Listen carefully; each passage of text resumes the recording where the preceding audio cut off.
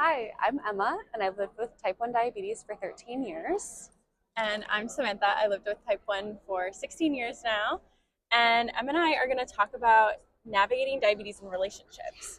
So, Emma, what do you have to tell the people about all the different types of relationships there are to navigate? It's a great question. Well, I could think of a few. So I think of friendships, I think of roommates or people that you live with, I think of caregivers or parents, I think of people you're dating or people you're seeing.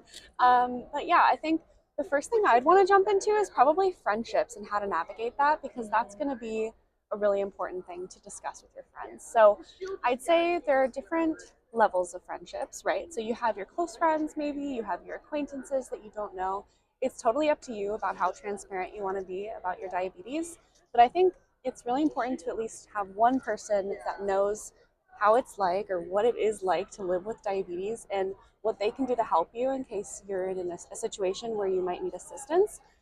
So for me, what I think of is when I was diagnosed, I told a lot of my friends, but my best friend, I told her how all of my technology worked and how I would treat my blood sugar if it were high or low. And I would kind of give her the expectations of kind of what to expect, right? So if my blood sugar is low, I might need to eat something, or I might be a little bit cranky and sweaty. And if my blood sugar is high, I also might be a little cranky. I get a little cranky. Um, I think we all do. I think we all do. Yeah, for real, right? But yeah, just kind of giving her the rundown of kind of how things work, and then also asking her questions. Being like, "Hey, do you understand this?" And then also kind of opening it up for her to ask me questions as well. Yeah, I think that's super important.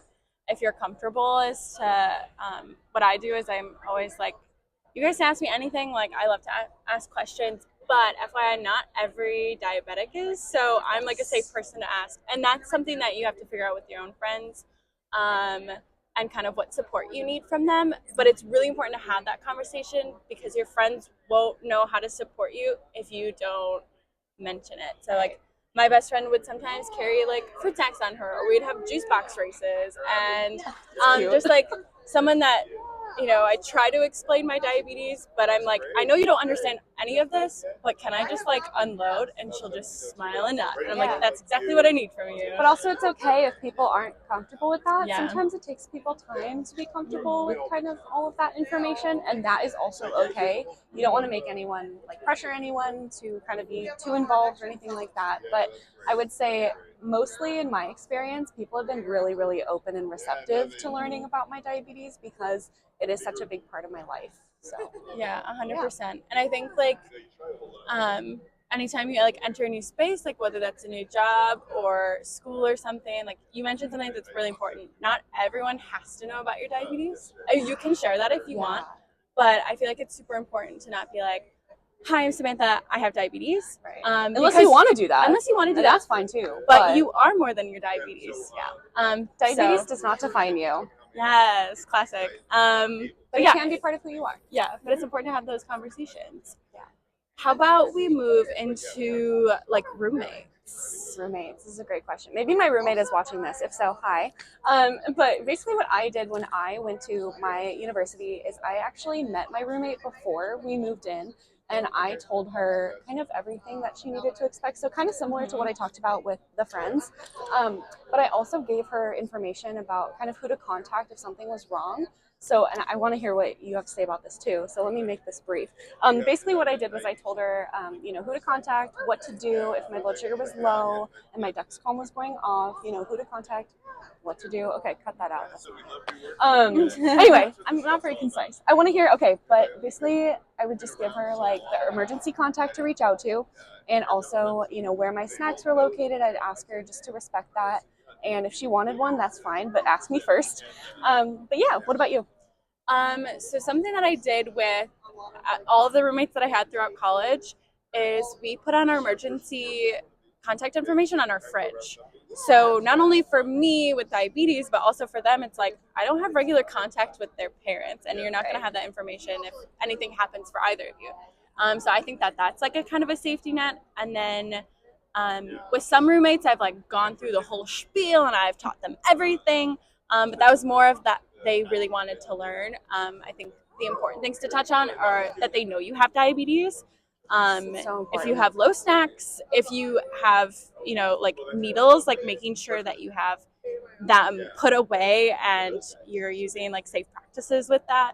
And just being like, okay, watch out for like I had like a needle jug. It's like a big Costco container, and that's where I put it. But I had it in the corner. I was like, FYI, that's there. Yeah. So watch out. And glucagon, I think that's super important, and knowing where that is, how to use that. And I think those are kind of the basics, and you can go from there. But the way that I opened that conversation was like the first night, it's like, okay, you know that I have diabetes, but let me just mention, like, hey, by the way, I buzz and beep. Like, I have a Dexcom, I have an I will insulin make pump. noise. So, like, I'm so sorry if that, like, is disruptive to your sleep. But FYI, like, that's what those noises are. Please don't freak out too much. And that kind of opens the door to that conversation. It's kind of easier to get into it more. It's like, oh, I can explain what my devices are if that's what you want to do.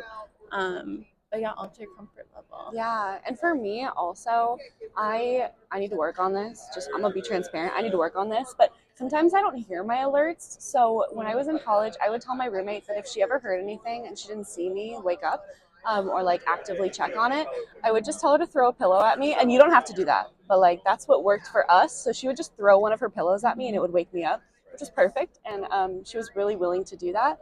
But not everyone will do that. So I guess just kind of manage your expectations and know that these conversations can be really difficult, but they're so important for your safety, and also for your emotional health. I think sometimes people choose to hide their diabetes, and I think that that's fine if that's what you need to do.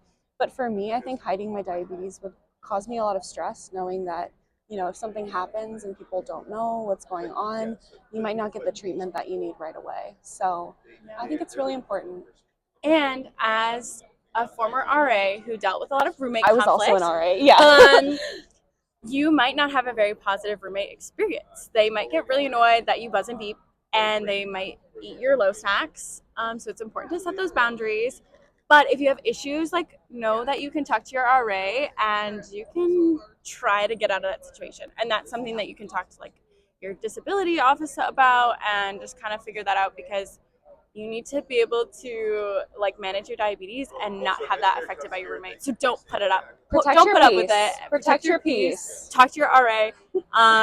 We love our people, and our job is to help. So don't be afraid of your RA. That's my like big number one tip. Yeah, they're there to help you, and if you don't really feel comfortable going to them, there's always someone to talk to, whether that's a friend or an acquaintance or whoever that might be. I was also an RA, and I had someone who was diabetic, and it was a really good experience just for them knowing that I could support them, but also that I was there for other people who may have other health conditions, right? I mean, diabetes isn't the only thing that people deal with. So yeah.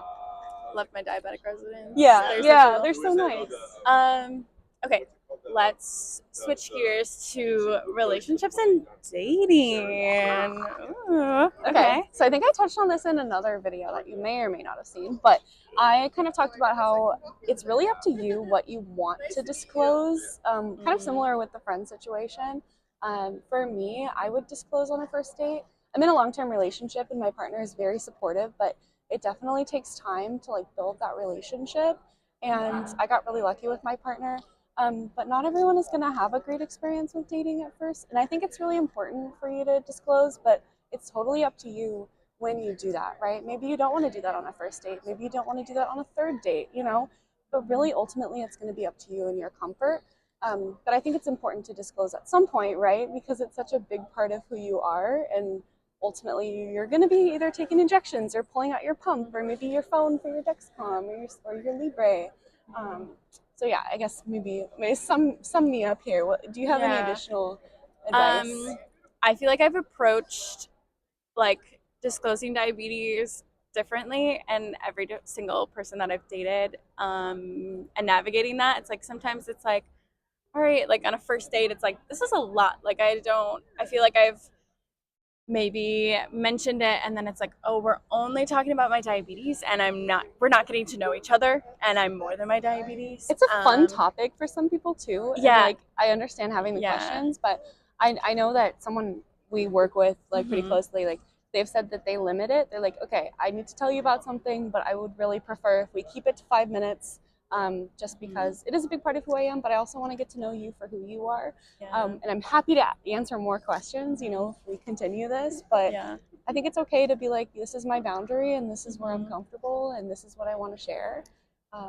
Sorry if I interrupted No, you. it's fine. I also think it's a fun bit to do. Like I have a pump, or if you have like injections, to just like start doing that. Like if you're getting like food or like coffee or something, just like start doing it and like see how they react to it. Because a lot of the time they're like, "What are you doing?" Because a lot of people don't even really know what diabetes is, or like they have like a different understanding of it, so they don't like recognize your equipment. And so sometimes they'll ask about it. It's like, "Oh, this is my insulin pump." Yeah.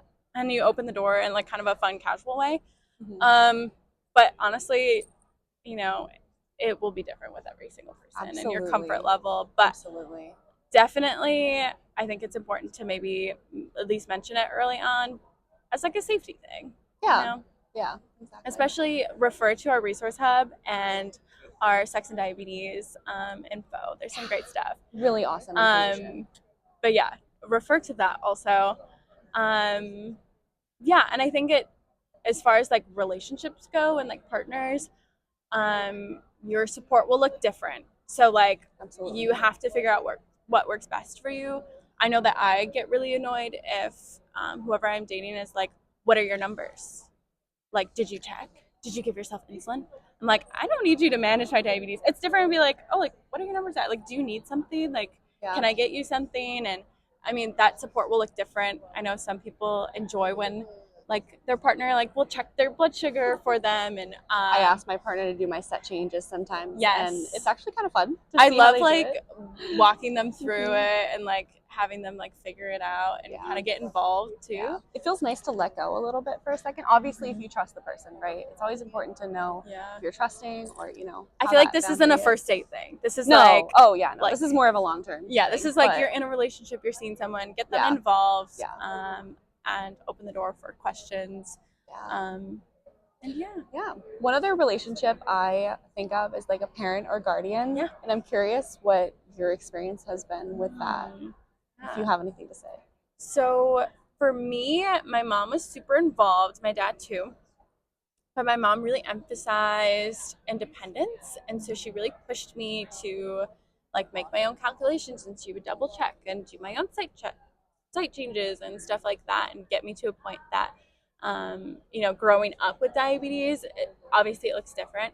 And so my mom has like made a really conscious decision of checking in with me, but trying really hard not to like manage me, especially as I've like gone off to college and kind of like take a deep breath, like, okay. But I know that that's not the same for everyone, and you have to kind of set some boundaries because parents will be all over you. They love you and they care about you. They love and care about you, but you don't need to know what my blood sugar is 24/7. Right.